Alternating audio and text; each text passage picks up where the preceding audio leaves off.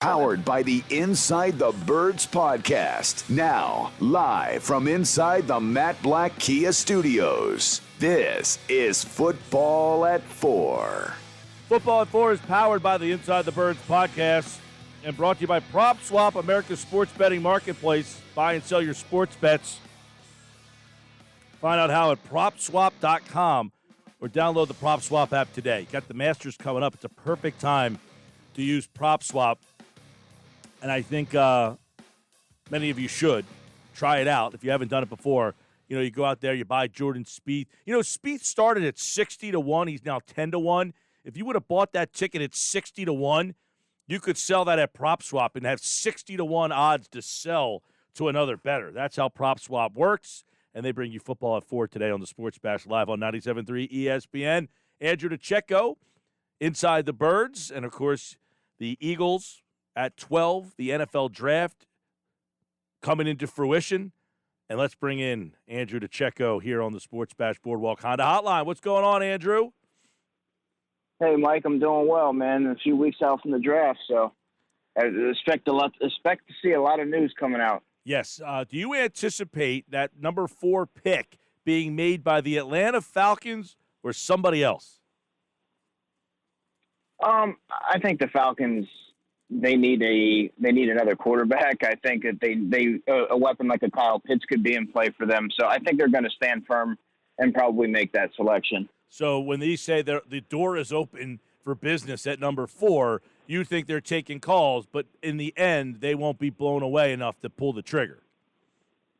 Yeah, I think they're certainly going to take calls and entertain it, but they're going to probably want a king's ransom for that. And knowing where they're at and that they're more than a few pieces away from being a significant contender for anything, I think that they should just kind of stand pat, take the best player available, and start to build their franchise up that way. All right. I'm going to get your opinion on the trade that happened and what it means for Philadelphia now at number 12. When Sam Darnold gets traded and he's now on Carolina at number 8, what does that do to a team like Philly at number 12? Your opinion?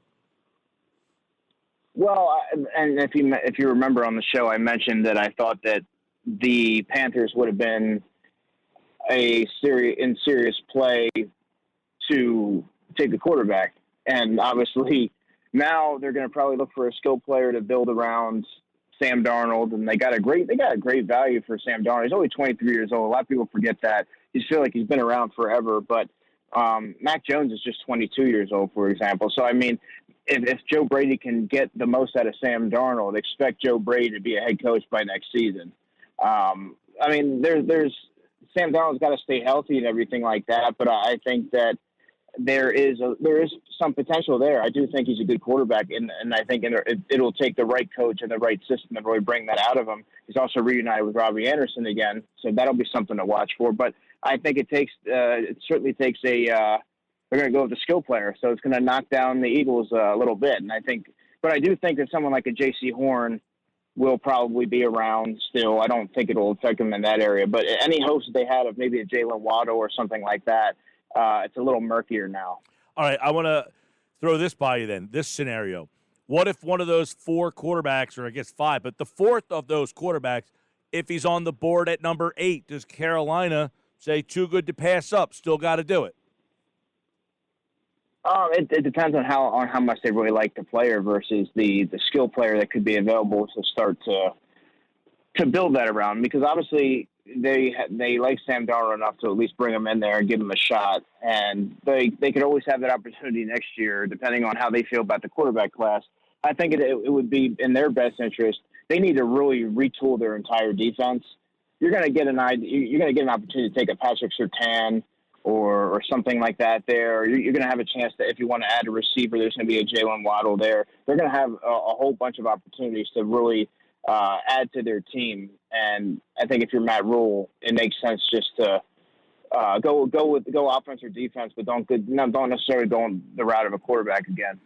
You know, I want to get your opinion on this. I got into a conversation with a buddy of mine, and most people that I've talked to or heard have Penei Sewell as the top tackle in this draft.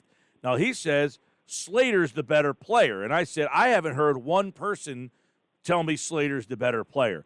But after watching a little bit and talking a little bit, Penei Sewell might be the better tackle, but is Slater a better fit for a team like Philly, who you have a versatile player who can play up and down the line, where Sewell, you're probably using him at left tackle?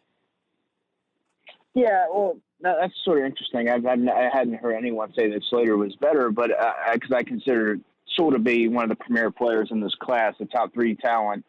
But I mean, you can be a jack of all trades, but a master at none. I mean, or you can get somebody that's very proficient in a certain area that's going to be a stalwart left tackle for your franchise for the next 10 to 12 years. That's not to say that Slater's an average player or anything like that. It's just saying that, he can do a lot of different things, but where is he ultimately going to settle at the next level? I mean, I personally think he could be a right tackle, he can be a guard, but is he going to be that dominant all-pro that a Penei Sewell is going to be? I don't see that. Right, so essentially Slater might be the more versatile of the two guys, but Sewell is probably the guy who's more of a cornerstone franchise left tackle. And you mentioned Slater, more of an inside guy, maybe a right tackle at the pro level, right? Yeah, that's how I view it, yeah. All right, so I want to go and take a look at corner. Now, okay, let me ask you this. Eagles are at 12, right? If this player starts to fall and he's at 8-9, because see if you agree with me here. You're not trading with 10 and 11, Dallas and New York. They're not making a deal with you to change places with them. So it's going to be tough for the Eagles if they see a player falling, because 10 and 11, do you agree, are out of play? Yeah, I don't think that there's going to be any wiggle room there. So they may have to vault past that if there's a player that they really like, such as the Jalen Waddle, who I think would be a good fit here in Philadelphia, maybe a Devontae Smith, depending on how high they are on him. I don't think Kyle Pitts will necessarily be even in that range. He could go as high as 4 to Atlanta. But yeah, I mean that's the type of player you're going to be looking at. I mean, all right. Well, let me ask you, one of the Alabama receivers, possibly. Then let me ask you this: if this player starts to fall, let's say he's at 7, he's at 8, what player is that Philly says, that's the guy we got to jump over New York and Dallas to go get? Well, I would say one of the Alabama receivers. I don't think Jamar Chase is going to slide that far. I don't think Kyle Pitts is going to slide that far. I don't think Penei Sewell is going to go past 3. So I mean, those are depending on if they're set on adding a wide receiver to the offense and changing the whole dynamic, and they really are enamored with those 2 players, one of the 2. I could certainly see those guys being in play, but it also makes the most sense for me if you're the Eagles. Stay there at 12. You're going to get a top corner that's going to be available. You're going to have you may have one of those receivers that slides there. I mean, you're going to be able to maybe a defensive end and Russo or Kwity Paye, and then they have so many other areas of need that you can't really go wrong. They just have to take the top player available. Andrew, why are people seemingly unexcited about the pass rushers? Mosher yesterday talked about it. Can't remember a draft where an edge rusher, pass rusher wasn't in the top 10, and yet it seems that no one is excited if you get the best pass rusher in this draft. Yeah, well, there's question marks with all of them, Mike, or at least the premier ones. I would say Russo, he has the size, but he's incredibly slender, and he needs to add a lot of muscle and bulk to his frame. He only had 1 year production. You're kind of basing everything off of that. He's not very technically savvy yet. There's a lot of potential there, and he has a very high ceiling, but he's more of a projection. So it's kind of hard to make that kind of investment in alignment at that when you're talking about that type of draft capital. And with Kwity Paye, his production, Michigan had a lot of dynamic players on their defense, so he never really had a chance to stand out until recently. So there's not a whole lot of production to go off of for him. And he's another one that can play inside or he can play outside, but he's not necessarily dominant in either aspect. So yes, he's going to likely be a starter, a long-term starter at the next level, but there's not those dominant traits that you look for when you're assessing those top-end pass rushers. All right, Andrew DiCecco is with us here on the Sports Bash. Now, about a week ago, I told you there was a mock draft that had Mac Jones going number 3. Do you remember that? I'll play your reaction for you. Ready? Mac Jones 3. Whoa. Now, that was you a week ago. Are you now coming to terms with the fact that he is, in fact, going to go 3? I'll believe it when I see it.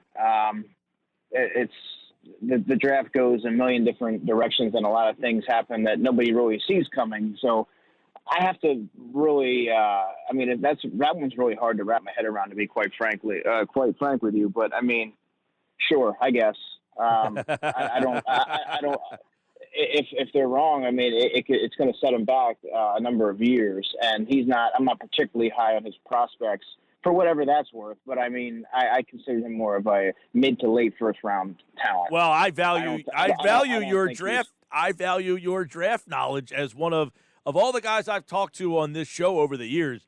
You've got a wealth of depth of draft knowledge, unlike many that I've had. I mean, so I definitely – now, yesterday we had Mike Tannenbaum on, okay? Now, cool. He did a GM mock draft. In other words, if he was the GM of that team, this is the guy he would take in that spot. So I want to kind of play that out for you, and I want to tell you who the Eagles landed. Did you see this mock draft? No, to be honest, I don't read any mock drafts out there. Okay. So this is good because I want to hear your reaction because you might be surprised with who is there at number 12. All right. Trevor Lawrence 1, Zach Wilson 2, Mac Jones 3. All right? Mm-hmm. Trey Lance 4 to Atlanta.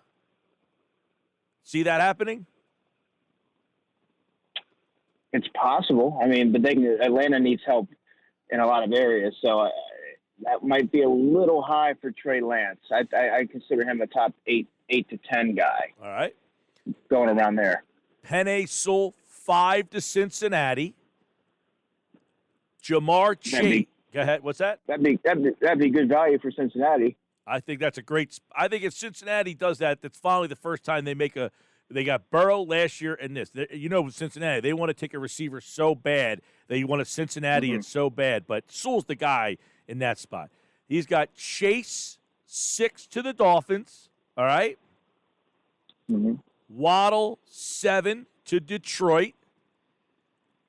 Justin Fields 8 to Carolina. He still feels like Carolina should take a quarterback because of Darnold's contract situation. Okay. All right. 9. Micah Parsons, Denver. There's a name you haven't heard yet that you're probably scratching your head about, I'm sure. Patrick Surtain, 10 to the Dallas Cowboys. Number 11, the Giants, Azeez Ojulari, outside linebacker. What do you think about that? That's one of those picks that you would typically see in a draft that no one sees coming, kind of like Titus Howard a few years ago, going in the late first round, that sort of catches everybody by surprise. I don't necessarily view that the same way, but I mean, the crazier things have happened. Yeah, I always feel like there's somebody in that top 12 that you're like, whoa. It happens every year, Mike. So, I mean, that very well could be one of the fastballs that are thrown. And number 12, Philadelphia, Kyle Pitts. Well, it's an interesting journey for the Eagles to kind of to have Pitts fall to them.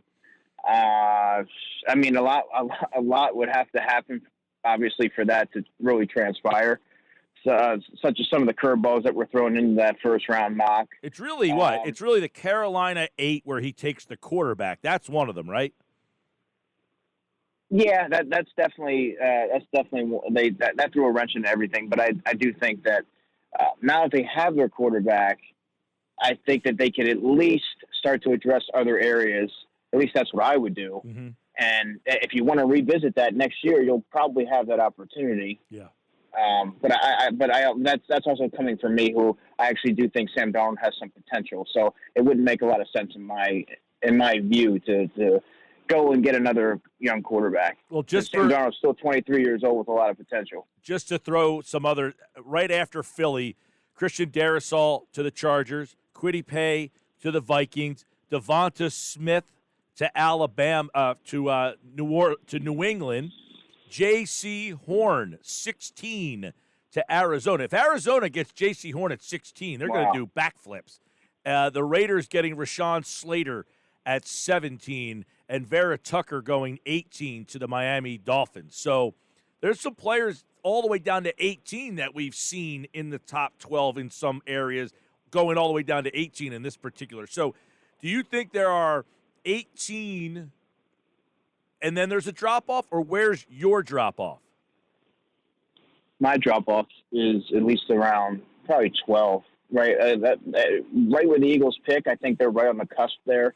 And then I think there's a significant drop-off in talent as far as guys being able to be plug-and-play, early contributors, cornerstone prospects. And that's honestly why I don't put a whole bunch of stock into mock drafts. I don't really read a bunch of them. I kind of base it off of my own opinions, my own big boards, and because all this is a projection, it's a fun exercise to do. Absolutely. But it rarely does it ever come to fruition. So, But it is interesting to kind of fathom. Oh, yeah. And look, to get a perspective from a guy who was in the draft room making that pick, and I asked him yesterday, Andrew, how prevalent is it, the information for next year's draft when making a pick this year? In other words, this year's draft is loaded in wideouts.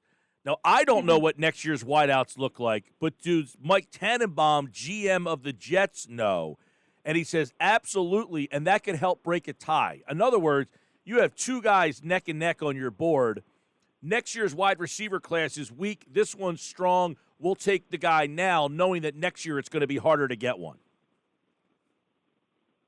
Yeah, but there's always, that's a smart approach to have. Obviously, he would know. But then there's also how do you know? How do you plan that far in advance? There's always guys that come out of nowhere. You look at Zach Wilson this year, and the quarterback, and Devontae Smith just had completely took the college football world by storm and really vaulted his draft stock.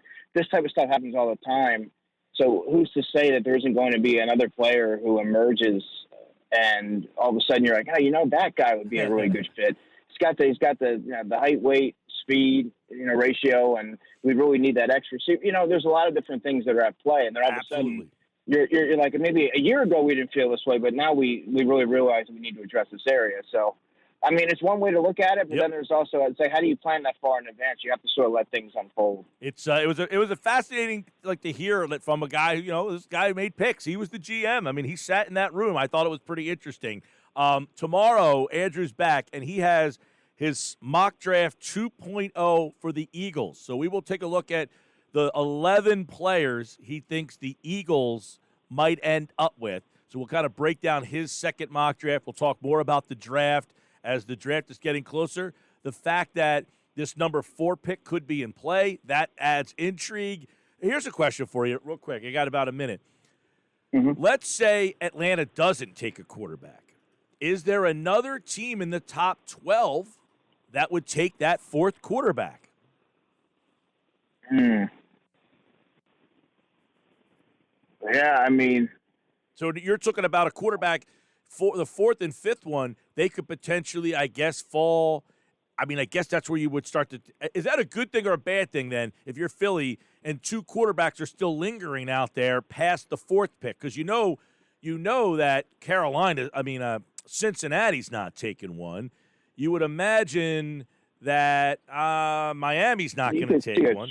You could see a trade up, possibly. The Patriots would be a team that really might look to upgrade from Cam Newton and Jarrett Stidham, and I don't know. I think that everybody keeps pointing. And then Denver at 9. If there's a quarterback on the board for Denver, do they take one?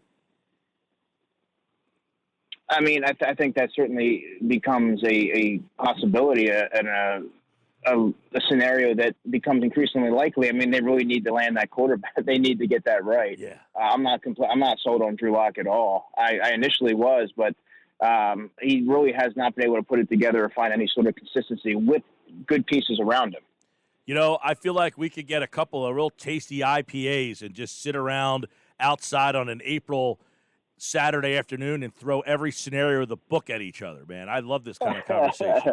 Yeah, me too, man. And maybe we can make that happen. one of these days. Soon enough, Andrew DiCecco, the draft will be here, and he, like all guests, appeared via the Boardwalk Honda hotline. He's back tomorrow. We're going to look at his Eagles-only mock draft and more draft fastballs I'll throw at him. Maybe a change-up here, a little curveball. And Andrew will answer all my questions coming up on Football at 4. Thanks, man. You got it, man. Talk to you tomorrow. All right, he, like all guests, appeared via the Boardwalk Honda hotline. Andrew DiCecco here on the Sports Bash. Always love talking draft with him. I literally feel like we could just throw draft questions back and forth at each other and just go, how about this scenario? What about that scenario? I know he loves it. If he could pick something to do other than what he's doing right now, no, I think he'd rather be in a front office and scout talent. I mean, that's the guy who loves Senior Bowl, Shrine Bowl, small colleges, finding the uncovered gems. He really should be a draft analyst is what he should do in life. Shouldn't be working with me.